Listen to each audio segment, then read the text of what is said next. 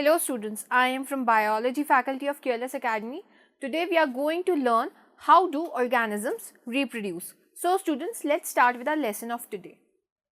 Now the main topic is reproduction in human being. So far we have been discussing the variety of modes that different species use for reproduction. Let us now look at the species that we are most interested in, namely humans. Humans uses sexual mode of reproduction. Reproductive phase is the phase in the life of every individual which makes the individual capable of reproducing the offspring. In the early reproductive phase, individuals acquire changes in the body which result in the formation of germ cells. Sperms are the male germ cells and eggs are the female germ cells. Reproductive phase involves the changes in appearance and size of the bodily organs. Period during which the rate of general body growth slows down and reproductive tissue starts maturing is termed as puberty or adolescence. A human male reaches puberty at 13 to 14 years of age, whereas female reaches the same around 11 to 13 years of age. Now, following changes are observed during puberty. In male, thick hair growth under armpits and genital area, facial hair, changes in the voice, occasional penis enlargement. In female, starts of menstruation cycle, breast enlargement, hair growth under the armpits and genital area. Now let's talk in detail about the male reproductive system. The male reproductive system in human beings is composed of the following part: testes. There is a pair of testes which lie in a skin pouch called a scrotum. Scrotum is suspended outside the body below the abdominal cavity. Testes primarily serves the function of sperm production. Sperms are the male gametes. Next part is the vas deferens. Vas deferens is the tube which carries sperms to the seminal vesicle. Seminal vesicle is the next part. This is the place where sperms are stored. Next is the penis. The urethra works as the common passage for the urine as well as for the sperms. Next, most important topic is female reproductive system. Now, the female germ cells or eggs are made in the ovaries. They are also responsible for the production of some hormones. When a girl is born, the ovaries already contains thousands of immature eggs. On reaching puberty, some of these starts maturing. One egg is produced every month by one of the ovaries. The egg is then carried from the ovary to the womb through a thin oviduct or fallopian tube. The two oviducts unite into an elastic bag-like structures known as the uterus. Uterus open into the vagina through the cervix.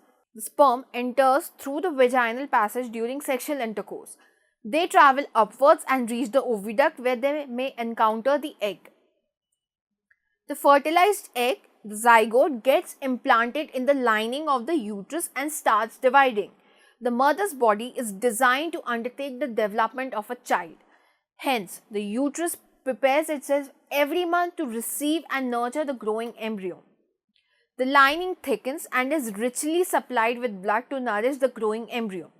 The embryo gets nutrition from the mother's blood with the help of a special tissue called as placenta. Now, this is a disc which is embedded in the uterine wall. It contains villi on the embryo side of the tissue. On the mother's sides are blood sacs which surrounds the villi. This provides a large surface area for glucose and oxygen to pass from the mother to the embryo. The developing embryo will also generate waste substances which can be removed by transferring them into the mother's blood through the placenta. Now, the development of a child inside the mother's body takes approximately 9 months. The child is born as a result of rhythmic contractions of the muscles in the uterus. Now, what happens when the egg is not fertilized? क्या होगा अगर egg fertilized नहीं हुआ? If the egg is not fertilized, it lives for about 1 day. Since the ovary releases one egg every month, the uterus also prepares itself every month to receive a fertilized egg. Thus, its lining becomes thick and spongy. This would be required for nourishing the embryo if fertilization had taken place. Now, however, this lining is not needed any longer. So, the lining slowly breaks down and comes out through the vagina as blood and mucus. This cycle takes place roughly every month and is known as menstruation. It usually lasts for about 2 to 8 days. Now let's talk about reproductive health. Human beings are different than other animals because they have the power of thinking. हमारे पास power of thinking होती है. They have to obey certain moral values and need to behave sensibly in most of the aspects of life. Beginning of puberty does not mean that a person is psychologically ready for the process of reproduction. For a human being, reproduction involves more than just producing an offspring. As in any act of sex, has the potential of fertilization, so taking care of the contraception becomes important. Moreover, the act of sex also has the potential of creating many sexually transmitted diseases. STD stands for sexually transmitted diseases. Now, these are the diseases which are transmitted from one person to another during the sexual act between two individuals. STDs can be caused by different microorganisms such as bacteria, fungi, viruses, protozoans, etc. STDs can mostly be prevented from transmission from one individual to another by using protective or contraceptive devices. Gonorrhea, syphilis, AIDS, etc. are some of the examples of STDs. Even the curable STDs are potentially dangerous, not only physically but also psychologically. Reproductive health involves preventing the chances of STDs and preventing unwanted children. Reproductive health means a couple should be able to enjoy the reproductive phase of its life without taking the burden of gigantic family.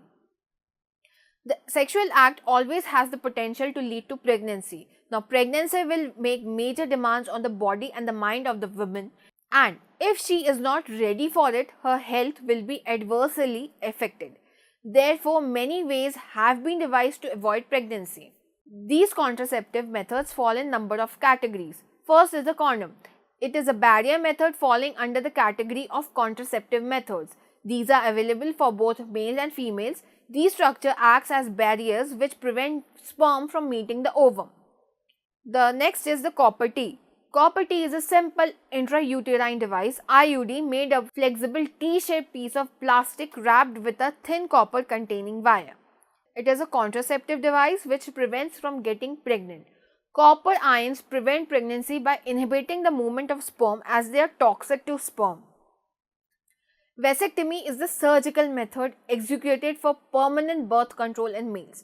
It is the sterilization technique by which vas deferens from the testes is cut or tied to prevent the mixing of sperm with the semen ejaculated from the penis. Semen of vasectomized males will not have sperm in them. As semen is devoid of sperms, there occurs no fertilization of ovum produced by females. Tubectomy is a surgical method performed in female as a birth control method. It is a permanent contraceptive method. Fallopian tubes emerging out of the ovaries on either side are cut and then tied. This is a permanent contraceptive method as there occurs no fertilization in the fallopian tube. Ovum cannot reach the fallopian tube and wait there for the sperm coming to fertilize it. So students, this was all about the sexual reproduction in a human being. I hope you all enjoyed learning this lesson, and if you have any more doubts, you can go to the following link.